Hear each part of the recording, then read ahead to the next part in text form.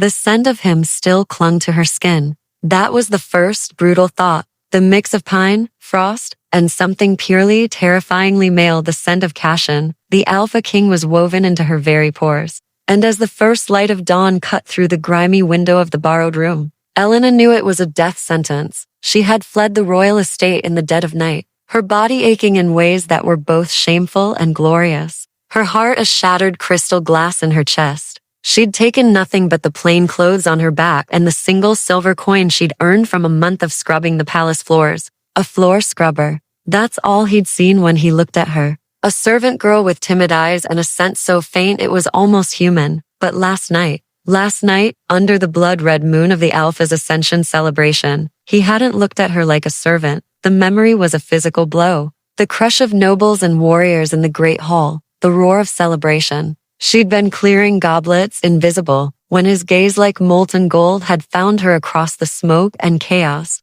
He'd dismissed his glittering consort, shoved past his beta, and stalked toward her. The crowd had parted in silent shock. He hadn't spoken a word, just took her wrist, his grip searing, and led her, stumbling, up the winding stone stairs to the highest tower, to his private chambers. She'd been too stunned to speak, to resist. The dominance rolling off him was a tidal wave, smothering her own feeble will. But beneath the fear, there was a terrifying pull, a thread in her own blood, answering the call in his. In his room, he'd finally spoken, his voice a low rumble that vibrated in her bones. You smell like silence, like shadows. It's quieting. And then his mouth was on hers, not a question, but a claiming. And goddess help her, she'd claimed him back. For one night, in the cocoon of dark stone and royal furs, she wasn't Elena the orphan, the mute little mouse of the palace. She was fire and need, meeting his ferocity with a hidden strength that seemed to surprise even him. She saw the flicker in his eyes, a crack in the ice, just before dawn. That was her mistake. Believing, even for a second, that it meant something, she'd awoken curled against the impossible heat of him, his arm a heavy, possessive band across her waist. And she'd heard his steady, sleeping breath. And she'd known, with a clarity that froze her soul, he would wake, the sun would rise, and the Alpha King, who had taken her in a moon-drunk haze, would look at her with cold, regal embarrassment. He would see the servant girl again, the mistake, the silent, scentless nobody he'd soiled his sheets with. The shame in his eyes would destroy her more completely than any executioner's axe. So she ran, now. 3 days later, in a rancid inn at the border of the Blackwood territory, the shame was a living thing, gnawing at her from the inside. But stronger than shame was a raw primal terror, because the whispers were already spreading through the kingdom, carried by traitors and travelers like a foul wind. The Alpha King is hunting, not for an assassin, not for a traitor, for a girl. They said he'd torn his chambers apart upon waking, that he'd thrown his beta through a stone wall for failing to guard the tower, that he'd stood on the battlements, lifted his head to the sky, and let out a howl of such rage and desolation that every wolf in the capital city had cowered, their hides trembling. He was tracking a scent only he, in his supreme power, could properly catch. And he was moving, fast and relentless, leaving a trail of terrified alphas in his wake as he cut across territories. His personal guard, a storm of fury at his back. He was coming for her. Why's a little thing like you all the way out here? The innkeeper, a man with grease-stained hands and wolf-yellow eyes, leaned on the bar, his gaze too interested. Elena kept her head down, pushing the weak stew around her bowl. She made her voice a soft, breathy thing, harmless. Visiting family, in the next village.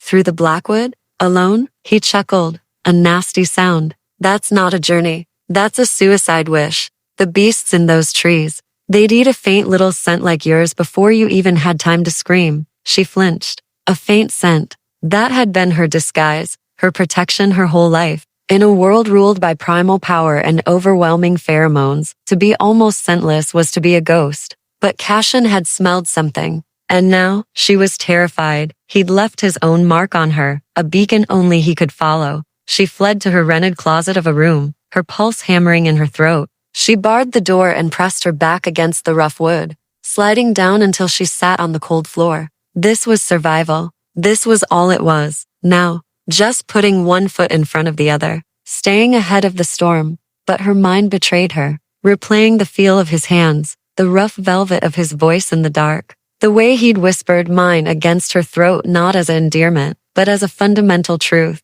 She squeezed her eyes shut, tears, hot and furious, leaking out. She hated him, hated his power, his arrogance, the way he'd turned her entire world into a running nightmare, and a treacherous, hidden part of her, a part that felt older and deeper than her fear, ached for him. The next morning, the entire inn was buzzing. Elena, hiding in the shadows of the stairwell, felt the blood drain from her face. A royal contingent, a traitor was saying, his voice loud with excitement, passed through the crossroads at midnight, heading this way. The king himself is with them. The Alpha King? Here? Why? The innkeeper demanded.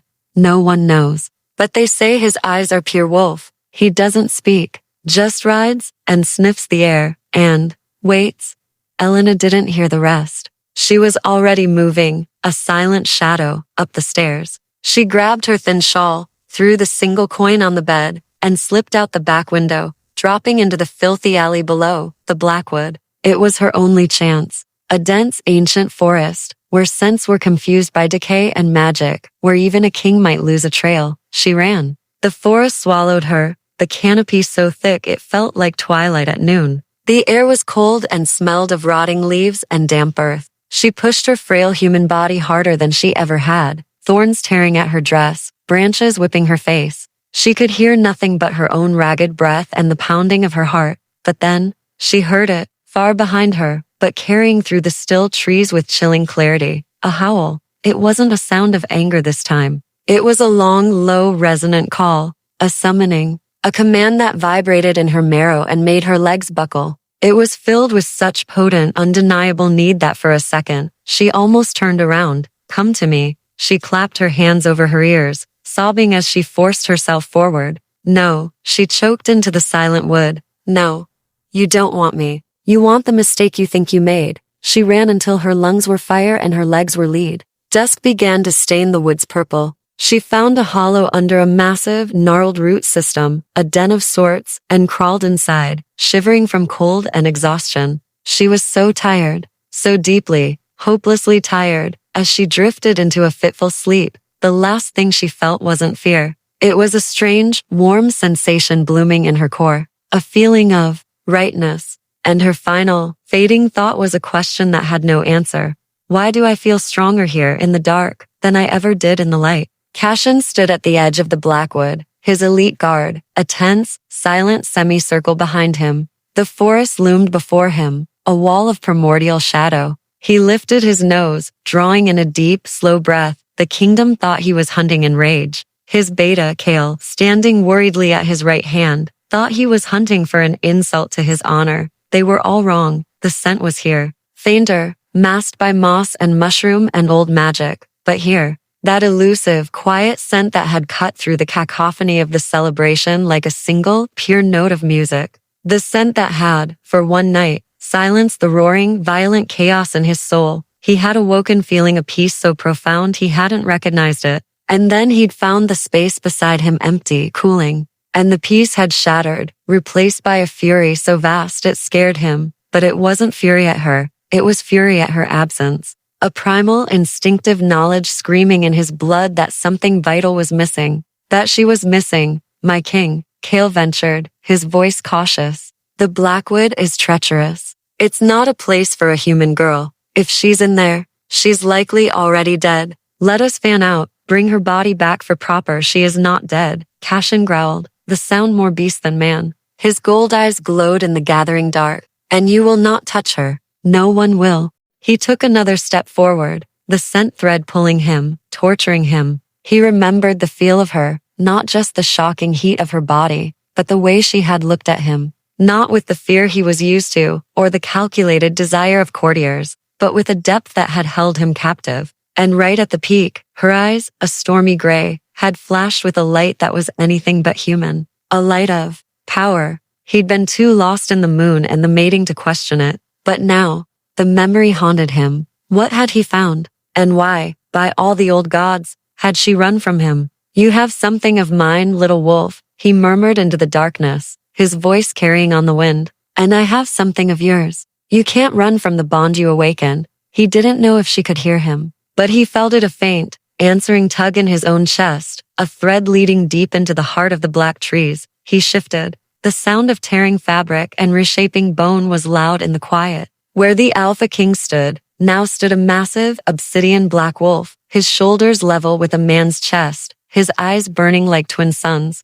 He was a creature of legend, of nightmare. He threw his head back and released a howl into the night. This one was not a command, but a declaration, a promise. I am coming. Deep in her root-bound den, Elena jerked awake. The howl wrapped around her, not in her ears, but in her soul. It echoed in the new, strange warmth in her veins. She sat up, panting, and then she felt it, a cramp, deep in her abdomen, a tearing, twisting pain that stole her breath. She doubled over, a whimper escaping her lips. It was followed by a surge of heat, a wave of energy so intense it felt like her skin was too tight. She looked down at her hands in the murky light. As she watched, a shimmer seemed to pass over her skin. For a fraction of a second, her short, ragged human nails looked longer, sharper. The pain subsided, leaving a terrifying awareness in its wake. The warm rightness in her core was now a pulsing, undeniable presence. She placed a trembling hand low on her stomach, the truth dawning with the slow, unstoppable force of a sunrise. It wasn't just his scent she carried. She had fled the Alpha King's bed.